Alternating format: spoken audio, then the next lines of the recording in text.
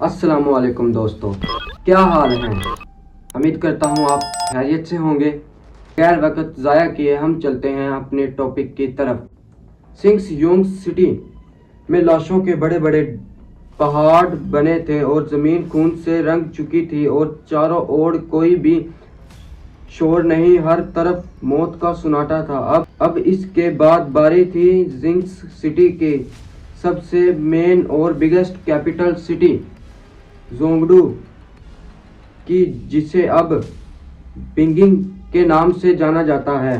जोंगडू में ही पूरे किंग्स और रॉयल फैमिली रहा करती थी और यहाँ से ही पूरे एम्पायर को चलाने के लिए अहम डिसीजन लिए जाते थे। जिस सिटी को प्रोटेक्ट करने के लिए तकरीबन 9,50,000 सिपाही तैनात थे, जबकि चंगेज़ खान के पास मंगोल आर्मी के सिर्फ 1,00,000 सिपाही मौजूद थे। लेकिन मंगोल सिपाही जितने ज़्यादा ट्रेन और खूंखार थे, ना उनके सामने ये 9,50,000 सिपाही भी टिक नहीं पाए।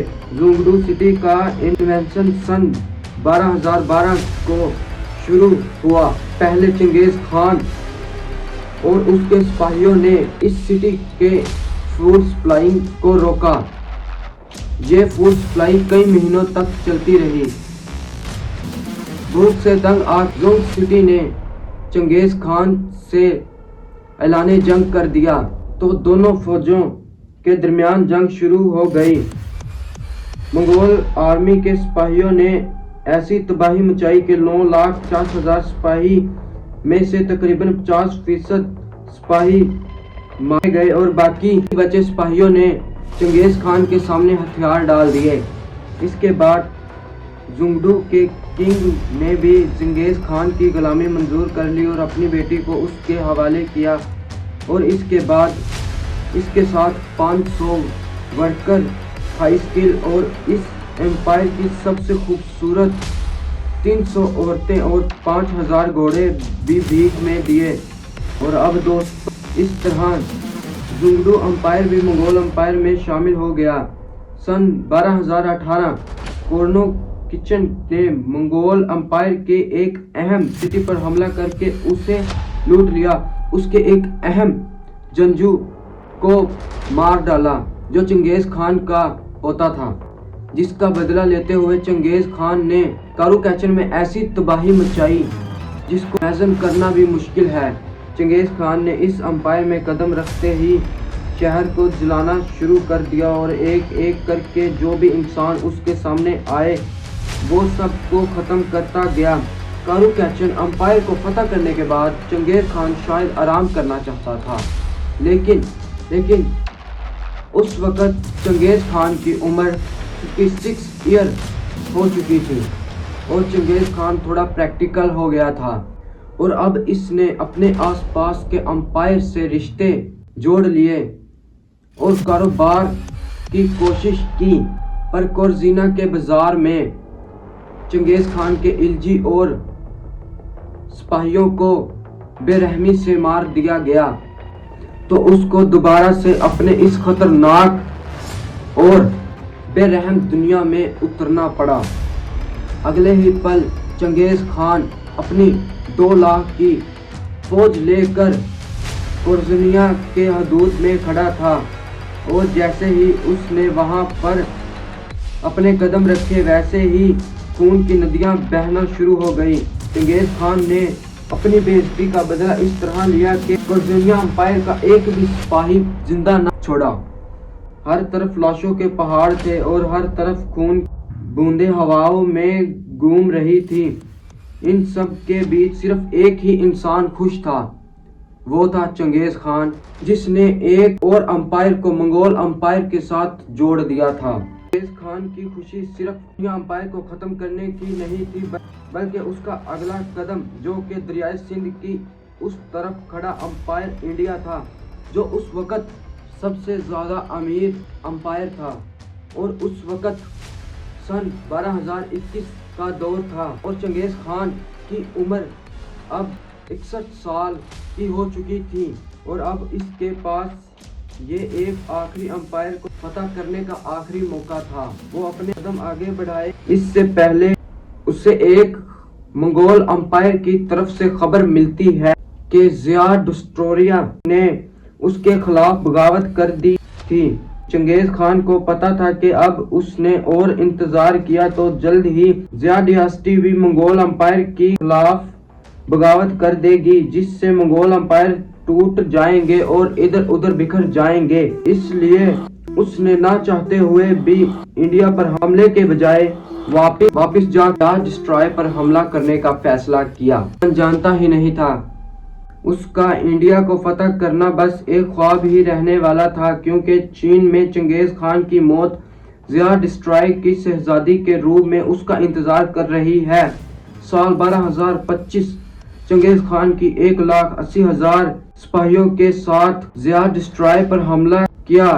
ये हमला अभी तक का सबसे बड़ा हमला था और चंगेज खान इतने गुस्से में था कि उसने औरत, बच्चों और यहाँ तक के बुजुर्गों को भी नहीं छोड़ा और इस अंपायर में वो तबाही मचाई जो किसी ने सपने में भी नहीं सोचा होगा। और आखिर में इस ज़िया डिस्ट्रॉय को अपने कंट्रोल में लेते हुए हर एक अमीर आदमी की जान ले ली। रॉयल फैमिली की एक शहजादी को छोड़ दिया जो बहुत खूबसूरत थी।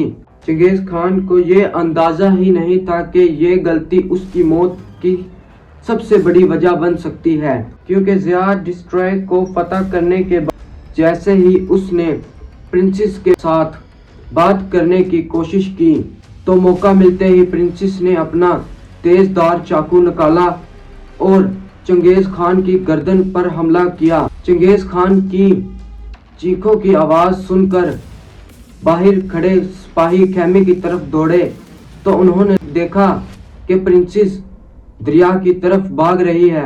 कुछ सिपाहियों ने प्रिंसेस का पीछा किया तो शहजादी ने दरिया में छलांग लगाकर खुद की जान भी दे दी।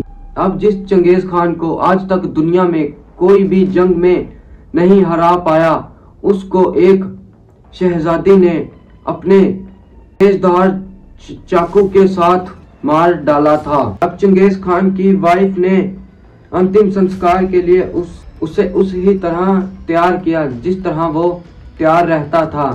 उसने उसे सफेद कपड़े और टोपी पहनाई, जिसके बाद उसकी लाश को चंदन की लकड़ियों और खुशबूदार फूलों के साथ एक बॉक्स में डालकर 3 गोल्डन वायर से बांध दिया गया। जिसके बाद चंगेज खान को दफनाने के लिए वापस मंगोल अंपायर ले जाने लगे। चंगेज खान की इस आखिरी सफर को तकरीबन 2000 लोग शामिल हुए। चंगेज खान को पूरे मान सम्मान के साथ बुरकोन के एक अननोन लोकेशन पर दफना दिया गया। अब अचानक आसपास से शोर आने लगा था और अचानक 10,000 से ज्यादा सिपाही रोम के मंगोलों को घेरे खड़े हैं जो चंगेज खान के आखिरी वक्त में मुंह देखने आए हुए थे। फिर उनका ऐसा कत्ले आम मचाया गया कि उन लोगों में से कोई भी नहीं बच सका और फिर उन्होंने कई घंटों चंगेज खान को कब्र पर घोड़े दोहराए और फिर वहां से गुजरने वाली नदी का रुख भी चंगेज खान की कब्र की तरफ मोड़ दिया, जिससे चंगेज खान की कब्र गहरे पानी के नीचे डूब गई। फिर वहां पर सबको लग रहा था कि अब सब कुछ खत्म हो चुका है, लेकिन वहां से कुछ ही फासले पर मंगोलों की 1 लाख से ज्यादा की फौज रोम के 10,000 सिपाहियों पर ऐसे टूटी और सबको मौत की नींद सुला दी, जिससे चंगेज खान की कब्र का नक्शा दुनिया से मिट गया और अब किसी को भी चंगेज खान की कब्र के बारे में नहीं पता था। ये एक सोचा समझा मंसूबा था जो चंगेज खान ने अपनी मौत से पहले ही रचा दिया था, ताकि वहां कोई भी उसकी कब्र के बारे में किसी को भी नहीं बता सके। इसका एक सॉलिड रीजन है कि एक पैटर्न बना हुआ था कि बड़े बड़े लोगों के मरने के बाद उनकी कब्र को दोबारा खोदा जाए और उनकी लाशों को निकाल कर पूजा जाता है। अब देखो, इनमें से कुछ भी मैं अपने पास से नहीं बोल रहा हूँ, बल्कि ये सब एक रिटन हिस्ट्री है जिसे आप इस वेबसाइट पर पढ़ सकते हैं। और कुछ हिस्ट्री का मानना है कि चंगेज खान की लाश के साथ भी यही हाल किया गया था। अब जो भी हुआ, मैंने आपको चंगेज खान की पूरी हिस्ट्री के बारे में बिना प्रूफ्स दिखाई है। उम्मीद है आपको ये वीडियो पसंद आई होगी। वैसे दोस्तों, इस वीडियो को बनाने में और इसकी रिसर्च में हमारी बहुत मेहनत और वक़्त लगा है, तो एक लाइक तो बनता है। और अगर आप हमारे चैनल पर नए हैं तो चैनल को सब्सक्राइब कर लें। अब तक के लिए इतना ही। मिलते हैं किसी नेक्स्ट इंटरेस्टिंग टॉपिक पे। तब तक के लिए अल्लाह हाफिज़। सब्सक्राइब।